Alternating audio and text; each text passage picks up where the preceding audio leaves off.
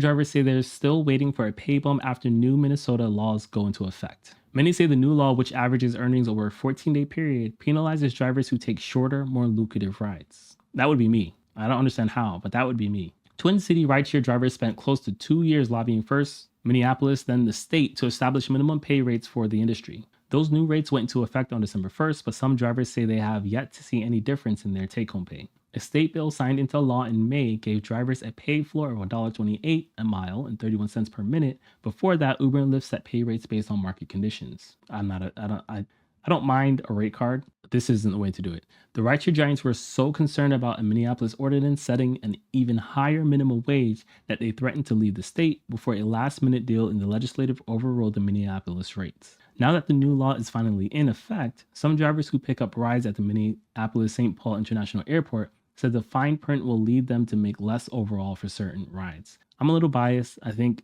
taking interpretations from airport drivers is the best group of people to take them from. If you make money with the airport, that's fine. I just don't think the airport's the best place to make money. Nothing's different. Nobody said we have a little bit more money now. So is he saying that it's more now? Nothing's different. Nobody said we have a little bit more money now. Nobody said we have a little. Okay. So nothing has changed. No one is saying that this has improved their income. According to him, during the last few days of November, rideshare drivers at the parking lot near the airport were excited about the upcoming change, but that excitement turned into confusion when they didn't see an increase in their daily earnings. That frustration has led drivers like Omot, who has only been driving for 7 months in Minnesota, to consider leaving the industry. According to the Uber website, the minimum compensation for drivers is $5 per ride. I mean, sometimes I take $3. If I have like a challenge or something like that, I'll do it. Because of that minimum compensation guarantee, the profit is typically better for shorter rides. That leads some drivers to avoid long trips outside the metro, where it can be difficult to pick up rides on the return trip. So everything's making sense so far. It's going to get better, but nothing's getting better. Every day is the same circle. Were you expecting come December 1st to start seeing more money on per ride? That's the whole thing we fight the last more than 2 years. And when we said that December 1st, we was expected to see the higher pay. But right now, I think so maybe it's worse. To be honest with you, today I pick up someone from here to, it was almost 42 miles. And when I ask, she got charged $122. And I got paid $52. The new pay rate. No, I don't feel good really. It's right now. Why? Because it's supposed to be this month they told me, say, we're going to be a little bit go up, but we don't get that much. It's 45 miles. I'm gonna go back. No, I don't feel. I'm gonna go back here. She got charged $122, 2 miles. 42 miles. Let me get my calculator. 42 miles. And they're supposed to be paid, I think it was $1.42 or something like that. I'm gonna put 1.5. And when I ask, she got charged $122. And I got paid. I gotta be specific. Okay. I want to make sure I'm doing this right. New mini pay rate for drivers. It's not. I know it's 1.4. I don't remember the mile. 1.28. Oh. All right. So 1.28. He said it was 44 miles. $52. She got charged $122. And when I ask, was almost 42 miles. All right. So it's 42 miles. So 1.28 times 42 miles. And that's not including the time. And when I ask. So we didn't even include the time. And we're already at $53.76. He doesn't really tell us the time, but it sounds like he was underpaid what he was supposed to be paid for that ride. She got charged $122, and I got paid $52. The new pay rate. No, I don't feel good really. It's right now. Why? Because it's supposed to be this month they told me, say, we're going to be a little bit go up, right? But we don't get that much. It's 45 miles. They pay me $35.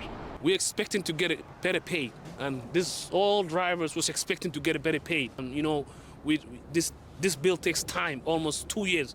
We put time. We do a lot of efforts. The thing is, today where we ended up is everybody's get shocked.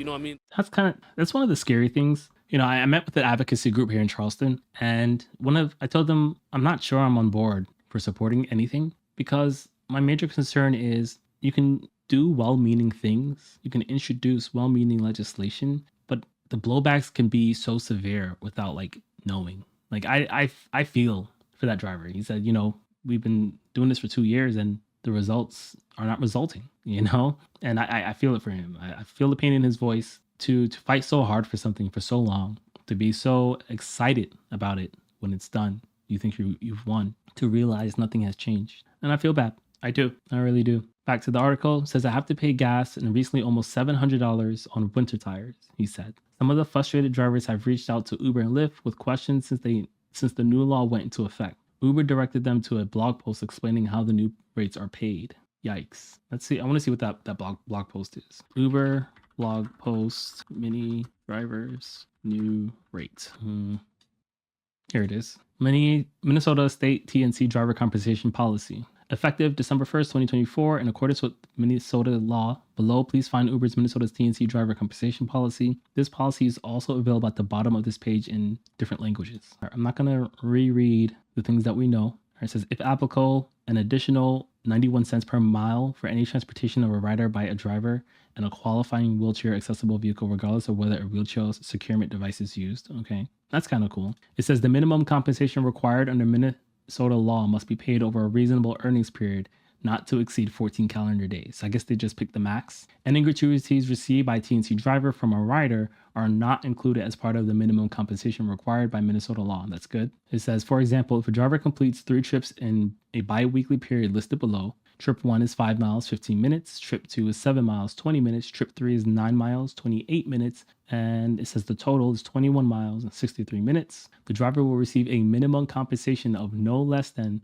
$1.28 per mile times 21 total miles plus the 31 cents minute times 63 total minutes, which equals $46.41 plus any gratuities. I'm gonna take these values and I wanna play around with them a little bit.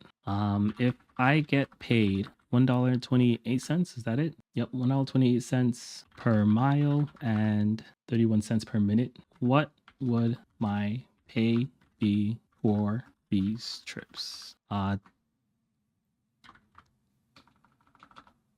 Show me before the sum. So trip 1 would have been $11.05. Trip 2, 15, 16. Trip 3 would be 20. Add them together. So 46.41, 46.40. No, I'm missing something. What am I missing here? If the minimum is only applied to the total, can this be taken advantage of? If a driver takes a ride below the min and another ride above. It says you're absolutely, this could be taken advantage of. Here's how. Let's say the minimum pay per ride is $5. Very short ride, only 1 mile and takes 5 minutes. The earnings would be $2.83. This would be below the minimum. The longer ride would be 10 miles, 25 minutes. So that would be $20.55. This would be above the minimum. So individually, trip 1 wouldn't meet the minimum pay. However, if the minimum pay is only applied to the total earnings, then the driver would still get paid. Total earnings would be $2.83 plus $20.55 for a total of $23.38. Since the $23.38 is above the minimum, the driver gets paid the full amount. The minimum shouldn't be the $5. The min should be 1.28 per mile. Well, I guess yeah. Okay, I see. No, so it's actually, so they're probably paying underneath that minimum as long as the minimum, they'll reimburse if the minimum for the total isn't applied to later. Okay, but it's all a matter of when they're applying the minimum, because they're applying the minimum to the total instead of to the individual. If they were applying it individually, you'll come out making more money because there are going to be scenarios in which you're probably just subsidizing yourself, which sounds disgusting. Like, how can you subsidize yourself? It's not. I'm not a fan. I'm not a fan of how this was implemented. They definitely took advantage of them. All right, we're gonna move on. Actually, no. Let me make sure I finish reading that. If there's anything else here, it says the confusion stemmed from drivers thinking that they get the rate per ride. Instead, both Uber and Lyft have said the minimum compensation required under Minnesota law would be paid out after adding up the minutes and miles driven during a 14-day window. Trips driven where the drivers made more than the minimum rate could be used to average out the trips where they made less than the new rate. So that's pretty much what we just did. That's the math we just went through. If you've earned less than the required minimum compensation for the earnings period, you will be paid an additional sum accounting for the difference in your earnings and the minimum compensation. At least to get that, right?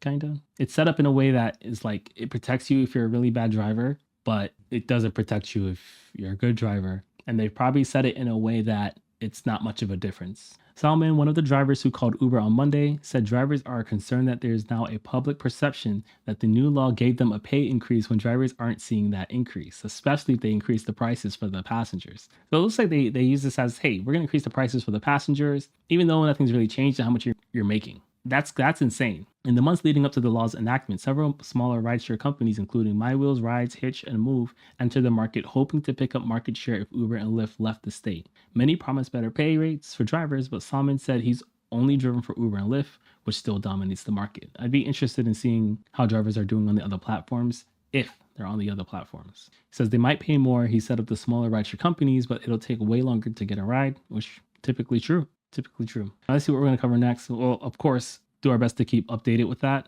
See how drivers are feeling. It might take more time. It's barely been 2 weeks since it's been implemented. We'll see. There, I think this is a Reddit post. Yeah, this is Reddit. Let's see what people are saying. These aren't necessarily drivers. These are people who live in Minnesota or Minneapolis. This person says the important paragraph is here. The confusion stemmed from drivers thinking that they get the rate per ride. Instead, both Uber and Lyft have said the minimum compensation required under Minnesota law would be paid out after adding up the minutes and miles driven during the 14-day window. See what they say about that. Back. So it says the law has been in effect for 4 days, hasn't changed anything. Time to scrap it, I guess. He's being facetious, pretty much just saying give it some more time, and we'll see. It is slow season too, so maybe during busy season they'll make more money, or maybe during slow season they'll be protected from not making enough money. Still don't understand how people think they can make a living on Lyft and Uber nowadays. It's a side gig at best. Am I wrong for not caring? There's plenty of other jobs paying the same or better that are hiring. I don't understand the inner workings of how the system works or how the laws was supposed to help, but I suspect the companies worked it